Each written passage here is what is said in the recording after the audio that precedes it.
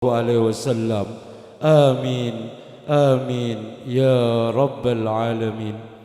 Hadirin hadirat rahimakumullah.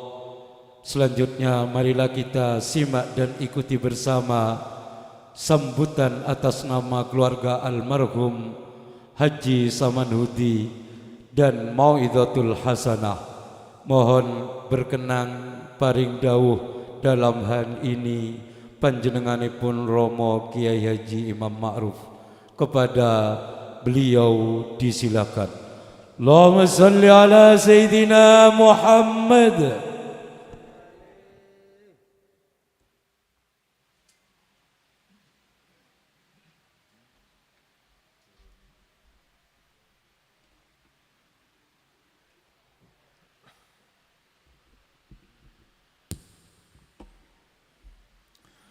Assalamualaikum warahmatullahi wabarakatuh. Hamdan wa syukran lillah, salatan wa salaman ala rasulillah, sayyidina wa habibina wa syafi'ina wa qurrati a'yunina Muhammad ibn Abdillah wa ala alihi wa sahbihi wa man tabi'ahu wa wala, amma ba'd. Ulama'ana al-kiram, keluarga besar Abahudi, para keluarga dalam Romo Yai Asrori, hadirin wal hadirat rahimakumullah. Mewakili sahibul hajah Bapak Haji Samanhudi almarhum sekeluarga, pertama mengucapkan terima kasih, jazakumullah ahsanal jaza, atas kesediaan waktu, kesempatan sehingga bisa hadir di majelis ini, utamanya para kiai, para ulama, para habaib yang telah menyisihkan dan meluangkan waktu. Keluarga hanya bisa mengucapkan semoga Allah Subhanahu wa taala membalas budi baik panjenengan, amin ya rabbal alamin. Kepada seluruh tamu undangan yang hadir di majelis ini, manakala persiapan kami yang tentu maksimal ini masih ada kekurangan-kekurangan di berbagai hal, baik itu persiapan tempat maupun hidangan atau sedekah yang lain, sekiranya tidak berkenan di hati para hadirin wal hadirat zahiran wa batinan, keluarga memohon maaf yang seikhlas-ikhlasnya kepada para hadirin wal hadirat. Kepada seluruh para undangan, manakala nanti setelah acara ini ada sedikit sedekah, misalnya daharan dan seterusnya, apabila tidak sesuai dengan selera panjenengan, itu pun bagian dari keterbatasan kami selaku manusia, maka tidak lupa kami mohon maaf yang sebesar-besarnya. Hadirin wal hadirat, tugas yang kedua dari saya untuk menyampaikan Mau'izatul Hasanah. Izinkan saya menyampaikan beberapa keterangan singkat.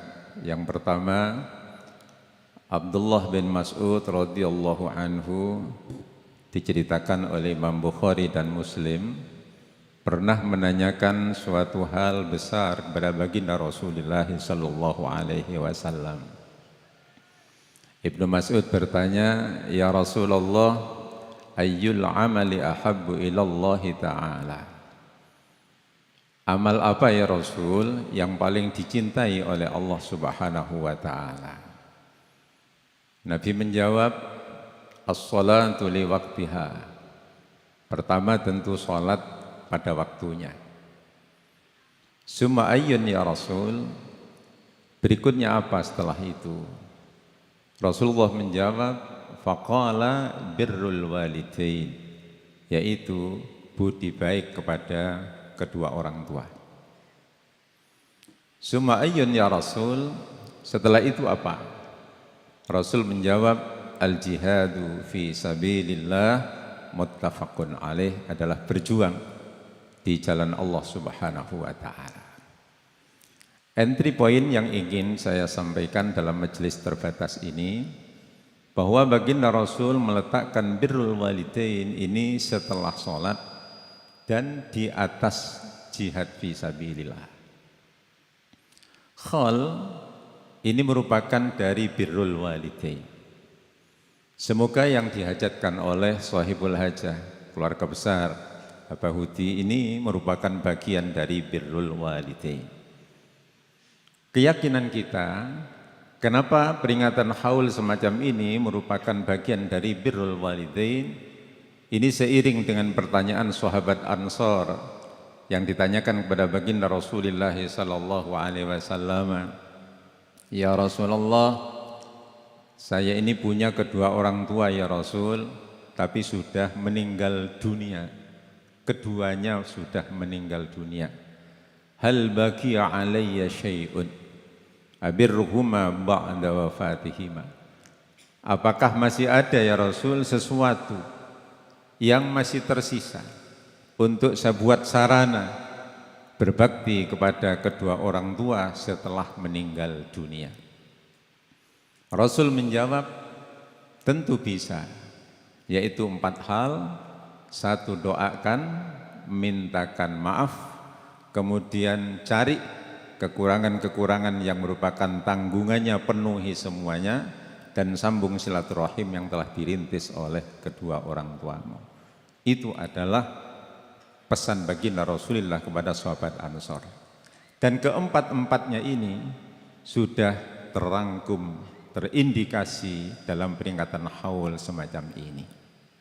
Oleh karena itulah kita yakini saling dan juga kita beri doa kepada sahibul hajah. Insya Allah kegiatan-kegiatan yang kita laksanakan berupa haul ini merupakan bagian dari birrul walidain, dan insya Allah ini amal yang luar biasa. Amin ya rabbal alamin. Berikutnya, sesuatu yang baik pasti punya dampak yang positif.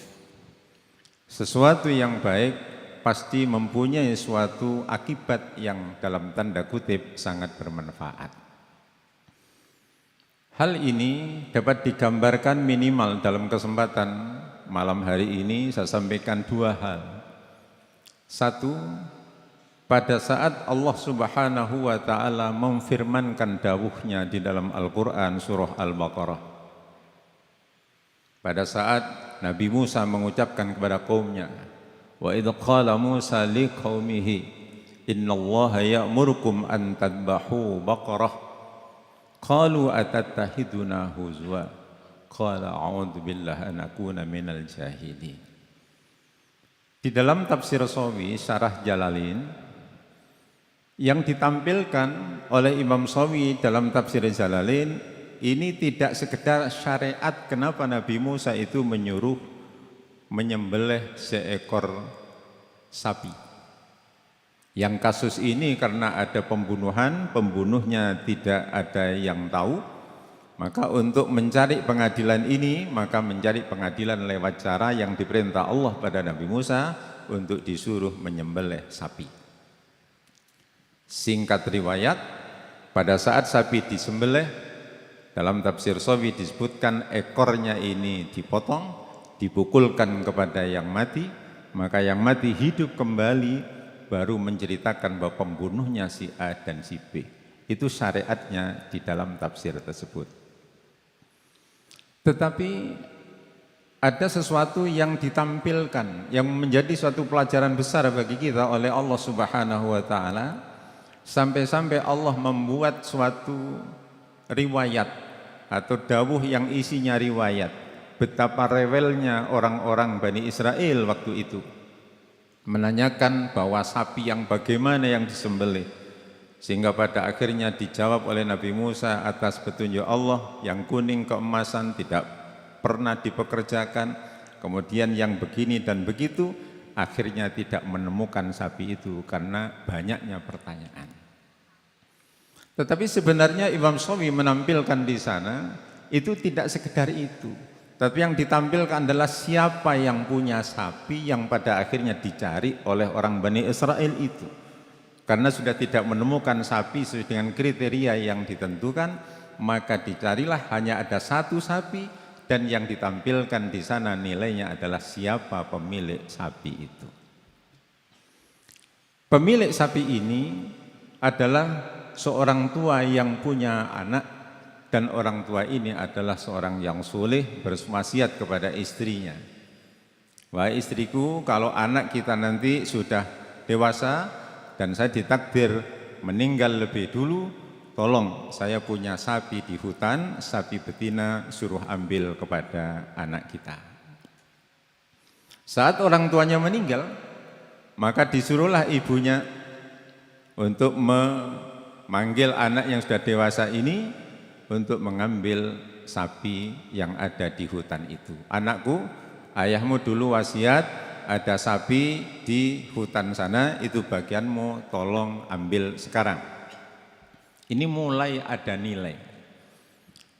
Nilai begitu hormatnya si anak ini kepada ibunya.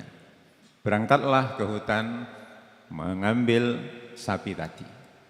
Diceritakan di tafsir Sawi, sapi ini bisa bicara. Wahai anak muda, saya inilah sapi kamu. Biar kamu tidak payah, tolong naiki aku untuk pulang. Biar cepat sampai di rumahmu. Apa kata pemuda itu? Ibu saya tidak berpesan begitu. Ibu saya hanya menyuruh mengambil kamu, tidak disuruh untuk menaiki kamu. Saya tidak mau. Maka si sapi mengatakan, anak muda, saya sebenarnya hanya mencoba kamu. Andaikan kamu menaiki aku tidak sesuai dengan pesan ibumu, saya akan lari, tidak akan ikut kamu. Itu satu poin. Setelah pulang, disampaikan kepada ibunya, Bu, ini sapinya. Oh iya, tolong kamu jual. Bagaimana Bu? Harganya kamu jual 3 dirham, kalau ada apa-apa musyawarah. Berangkatlah anak muda ini ke pasar. Setelah sampai di pasar, ada seorang pembeli. Anak muda, saya beli sapimu. Ya monggo, kamu jual berapa? 3 dirham. Tidak, sapi ini baik. Saya beli 6 dirham. Apa jawabnya? Mohon maaf, saya oleh ibu saya disuruh menjual 3 dirham. Ini kan lebih untung. Saya beli 6 dirham. Tidak, pesan ibu, saya mau musyawarah dulu. Saya harus musyawarah, saya tak pulang dulu. Ya silakan, saya tunggu. Niku tiang rumiyin, nek tiang saniki didol 6 dirham malah dikesak sing tentu. Rezeki. Maka kembalilah kepada ibunya, Bu, sapinya tadi mau dibeli 6 dirham. Kenapa kok tidak kamu berikan anakku? Pesan ibu kan 3 dirham. Nah, saya tidak berani untuk tidak menepati dawuh-dawuh ibu. Ya sudah nak, silakan ke pasar, berikan 6 dirham kepada orang itu. Kembali ke pasar, ketemu lagi dengan orang itu. Bagaimana anak muda, dijual sapinya? Iya. Berapa? Sesuai dengan tawaran jenengan. Oleh ibu diizini saya jual 6 dirham. Kata pembeli, enggak, ini sudah beda hari. Hari ini saya beli 12 dirham. Saya beli 12 dirham. Bagaimana anak muda? Boleh enggak? Mohon maaf Bapak, saya tadi dipesan ibu hanya 6 dirham. Kalau begitu saya tak pulang lagi musyawarah. Niki konco penaruhan tambah gak lulus. Sebati kata. Enggak, saya tak pulang, musyawarah kembali. Bagaimana Bu? Loh, belum diberikan anakku. Tadi mau dibeli 12 dirham. Ya sudah, kembali berikan 12 dirham. Berangkatlah ke pasar kembali, maka mengakulah pembeli. Anak muda, saya ini sebenarnya bukan pembeli. Saya adalah malaikat Allah Subhanahu wa ta'ala untuk mengujimu.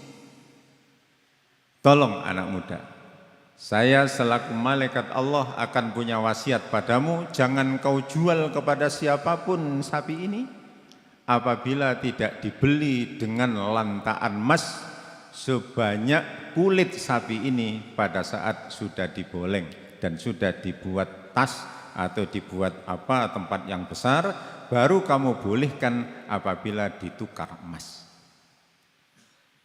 Pada saat dia pulang, maka bilang kepada ibunya, maka ibunya mengamininya. Tidak lama kemudian, maka terjadilah apa yang telah menjadi ceritanya Nabi Musa dan Bani Israel tadi, mencari sapi yang cocok dengan kriteria yang ditentukan. Satu-satunya sapi yang cocok adalah milik pemuda yang birrul walidain kepada ibunya ini, maka akhirnya dibeli dengan emas lantak sebesar itu. Inilah berkah duniawinya saja orang kalau birrul walidain semacam ini. Ini teriring doa, semoga keluarga besar Abah Hudi kemudian didukung, tentu direstui oleh keluarga besar Romoe Asrori dengan mengadakan haul semacam ini, maka dalam urusan apapun, akhirat terutama, dunia termasuk, pasti tambah berhasil, tambah sukses karena barakah birrul walidain. Terakhir para hadirin wal hadirat, Asy-Syaikh Ibnu Salamah Al-Qalyubi sering saya sampaikan di dalam kitab An-Nawadirnya yang merangkum 216 hikayat. Di hikayat yang kisaran 40 itu ada suatu hikayat berkah yang luar biasa karena birrul walidain. Ada 4 orang bersaudara mengadakan rapat keluarga. Saudara bungsu ini mengusulkan, wahai saudaraku 4 orang, saya punya usulan. Apa itu? Ibu kita sudah sepuh, ibu kita sudah perlu perawatan. Saya punya usul. Apa, Dek? Kita sepakati saja, yang merawat ibu mulai sakit sampai wafat, maka nantinya tidak akan mendapat harta warisan. Sedangkan yang tidak ikut apa-apa dan tidak merawat apa-apa terhadap ibu, itulah yang berhak mendapat warisan. Ini kata anak panjen ide gila. Kualik. Mesti ini sinten sing ngrumat angsal warisan, sing mboten ngrumat mboten pikantuk warisan. Itu logis. Ini mboten. Siapa yang merawat ibu itu berarti tidak mendapat harta warisan. Maaf, yang merawat ibu tidak mendapat harta warisan, sedangkan yang tidak ikut apa-apa itu yang berhak mendapat warisan. Andaikan saya ngaji di podium terbuka, mesti kula taren teng adik-adik nih. Kira-kira ide ngaten setuju napa mboten? Saudara kakak-kakaknya setuju semua, setuju dek, ide cemerlang. Yang ngerumat ibu tidak dapat warisan, yang tidak merawat itu yang dapat warisan, setuju. Terus sapa Mas sing kate nglakoni? Ya sing duwe ide. Yang punya ide itulah. Berarti saya tidak usah ngerumat, tapi saya dapat warisan. Apa yang terjadi? Karena hikayat bertuah, hikayat petuah yang bernilai tinggi, maka dengan ikhlas si anak bungsu ini merawat ibunya tanpa ada harapan warisan sedikit pun. Dilaksanakan dengan tabah, dilaksanakan dengan sabar, dan dilaksanakan dengan senang. Ini yang sulit, dilaksanakan dengan senang. Saat melaksanakannya dengan senang semacam itu, maka sudah waktunya si ibunya wafat. Sampai wafat dia merawat ibunya. Tentu ini riwayat, saya tidak ingin bahwa di antara kita punya keluarga yang model semacam ini, gak melok opo-opo ngentekno warisan. Nah, tapi doa kita semoga kita merawat semua kepada orang tua yang ada dan semua mendapat berkah warisan dengan saya. Allahumma amin. Ini harapan. Saat telah terjadi dan ibunya sudah wafat, apa yang terjadi? Mendapat petunjuk si anak ini. Si anak bungsu yang merawat tadi. Wahai anak bungsu, kau telah lulus untuk melaksanakan perawatan terhadap ibumu. Kamu sekarang saya beri petunjuk, ambillah rizki fi mahallin kada wa kada, di tempat sana dan sana, itu jumlahnya 300 dinar, ambil sekarang juga. Tapi catatannya satu, bahwa harta 300 dinar itu tidak barokah. Dia langsung cepat menyimpulkan, saya merawat ibu ingin barokah. Ini ada tawaran rizki 300 dinar tidak barokah. Enggak saya ambil. Lapor kepada istrinya. Ini enggak saya ubah redaksinya aslinya. Nah, Dek, ini ada rizki 300 dinar tapi tidak barokah. Saya putuskan tidak saya ambil, Dek. Kata istrinya, ya apa sih Cak, udah sampean itu. Ini momen yang sulit diulang ya. Ambil saja. Enggak, Dek. Kalau tidak berkah saya tidak mau. Ya sudah, saya makmum kepada jenengan. Enggak diambil. Hari kedua, petunjuk yang sama datang. Anak muda, tadi malam kamu tidak mengambil itu. Sekarang ambil. Hanya tinggal 100 dirham tidak barokah. Yang menyimpulkan dengan cepat 300 dinar, maaf 300 dinar bukan dirham. 300 dinar saja tidak saya ambil, apalagi 100 dinar yang tidak berkah. Enggak saya ambil. Tanya kepada istrinya, bagaimana Dek, ada 100 tidak barokah. Piye sih Mas, mambengi 300 gak dicukup. Mumpung kesempatan ini cukup. Enggak Dek, tanpa barokah saya tidak akan mengatakan itu. Nah, maka hari ketiga, 3 hari adalah petunjuk bagi orang-orang yang istikharah, biasanya sesuatu yang mulai berani memutuskan. Hari ketiga ada petunjuk. Ada sekarang rizki tinggal 1 dinar. Fi riwayatin 1 dirham monggo. Nah, 1 dinar. Tapi barokah. Di sana tempatnya. Kalau kamu mau yang barokah monggo, tapi hanya 1 dinar. Maka dengan semangat dan tekadnya si anak muda bungsu itu bergegas mengambilnya. Tapi memang etikanya sangat baik, masih taren pada istrinya. Dek, ini ada yang berkah 1 dirham atau 1 dinar, Dek. Bagaimana? Monggo Mas, sayang sakjane winginane 300 sih. Nah, berangkatlah dia.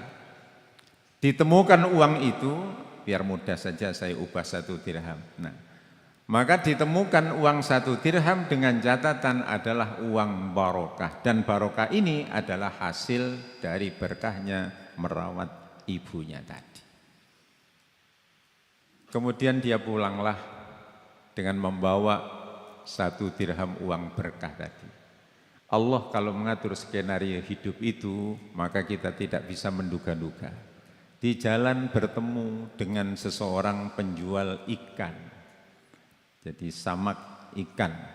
Biar mudah saya terjemah model kepanjen. Terus pun Dek, mau jair apa gurame? Wis mau jair. Bertemu dengan penjual mujair. Di jalan menjajakan ikannya, mujair. Saya beli Pak, kata si anak bungsu tadi. Oh iya, memang ini mau saya jual.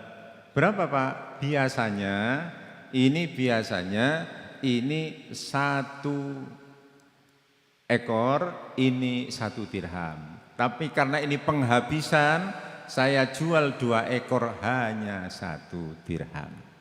Ini Allah lek ngepas nih cerita nih. Dia punya uang 1 dirham, dapat 2 ekor.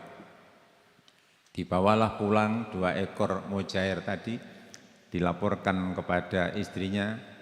Ono Mas duwe sing berkah. Ono Dek, iki tak tukokno mujair oleh loro, alhamdulillah. Dengan senang hati istrinya mengambilnya.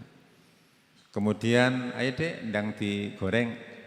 Dimasak apa? Bu asam manis asam urat, asam nopo. Dimasak oleh istrinya, bahasa kepanjen dibeteti. Dibeteti niki Masya Allah, keluar intan mutiara dari perut mujair itu. Karena 2 ekor, maka ada 2 mutiara intan permata yang muncul. Istrinya berteriak, Mas alhamdulillah di dalam perun ikat ini ternyata ada intan mutiara. Mana Dek ini? Oh saya dapat kabar, ini Tuan Raja, Sang Raja sedang membutuhkan intan permata ini. Coba saya tawarkan kepada raja. Akhirnya dia datang ke seorang raja. Tuan raja, saya punya intan berlian, barangkali panjenengan berkehendak. Oh ya, saya memang mencari. Singkat cerita dilihat oleh tuan raja, ternyata mulai ukirannya, tritisannya cocok dengan yang dicari. Ini yang saya cari, Dik. Nah, sudahlah, adik tidak perlu memberi harga. Berapapun yang engkau minta akan saya beri. Saya tidak minta apa-apa, Pak, karena ini barokah, terserah panjenengan. Baik, kalau tidak minta apa, saya beri lebih banyak. Akhirnya mujair satu, yang dibawa intannya masih satu ke tuan raja. Ini diganti satu, kalau bahasa Kepanjen, satu gelang silantaan emas. Dia pulang. Belum jauh dipanggil, Dek, ini teori permutiaraan, tidak mungkin satu ini. Ini ada jodohnya, mesti dua. Oh iya, ada di rumah, Pak. Ambil. Diambil, dibawa kembali gandengan ini kali tuan raja diijoli rong karung. Jadi 2 ekor mujair isinya intan permata ini akhirnya mendapat 3 karung emas berlian. Saya punya keyakinan Abah Hudi dan seluruh dzurriyyahnya, usaha ini berkembang semacam ini insya Allah karena barokah birrul walidain. Dan mudah-mudahan Abah Usman, Pak Sopir dan juga beberapa keluarga dalam Romo Esrori terus dapat mendapat berkah-berkah ini, dan ada keberkahan baru yang memang diperoleh dari beliau, dari barokahnya birrul walidain yang diantaranya melalui haul, dan juga hal-hal yang lain. Tentu ada hal-hal lain tentang birrul walidain, apakah itu dalam bentuk apa, kami tentu tidak menentukan itu, yang semuanya akan menyenangkan almarhumin yang ada di alam barzah. Ini mudah-mudahan mendapat hal semacam itu. Mudah-mudahan manfaat kepada keluarga dalam keluarga almarhum Abah Hudi, dan menjadi gambaran bagi kita yang hadir ini, sehingga di rumah kita, di keluarga kita, tradisi dan akhlak birrul walidain semakin meningkat. Mboten wali aneh, wong tua gak tau dislameti, warisane dintekno. Na'udzubillahi min dzalik, orang tua ndak tahu dihauli, tinggalannya dijuali semua. Ini na'udzubillahi min dzalik. Mudah-mudahan menjadi pelajaran besar semacam itu. Kurang lebihnya mohon maaf. Wallahul muwaffiq ila aqwamit thoriq. Assalamualaikum warahmatullahi wabarakatuh.